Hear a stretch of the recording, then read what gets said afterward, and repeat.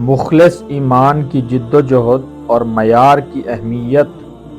جب تمام مخلوقات کا خالق اللہ ہے اور انسان ان مخلوقات میں سے اشرف ہے، اخلاقی چیک ہونے کی وجہ سے روح میں آئیڈیل، حق، سچ، عدل کے معیارات موجود ہیں۔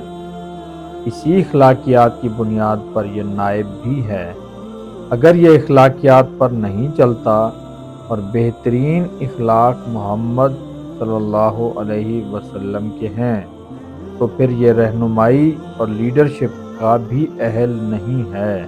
اسی طرح انسان کا اسفل وجود جسم، اسے ایک بہترین نظم، ڈسپلن کے ذریعے قابو رکھا جا سکتا ہے۔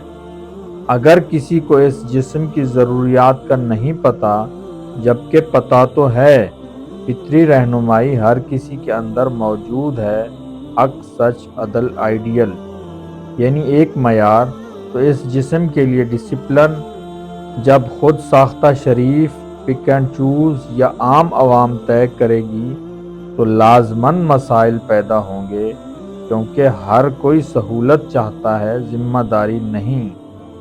کیونکہ ڈیفالٹ عقل شعور کے بغیر صرف بقائے ذات و نسل جانتی ہے۔ انسان باشعور ہوتا ہے وحی سے، جب اسے اپنی حقیقت کا پتہ چلتا ہے سچے نبی محمد صلی اللہ علیہ وسلم کے ذریعے۔ اسی وجہ سے غلط رہنمائی فقر، تنگ دستی پیدا کرتی ہے، جو کہ کفر تک لے جاتی ہے، جس کی وجہ سے عام و خواص دین بیزار ہو جاتے ہیں۔ اگرچہ مخلص ایمان والا کھڑا ہے، حق، سچ، عدل کا نعرہ لگا رہا ہے، دائرہ نہیں ٹوٹ رہا، کیونکہ ذمہ داری سب پر ہے۔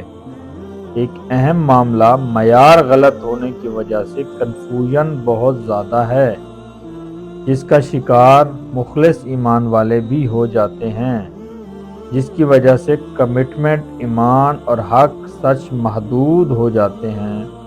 اگر معیار محمد صلی اللہ علیہ وآلہ وسلم کا نہیں اپنایا جاتا تو دائرہ ٹوٹنا ناممکن ہے۔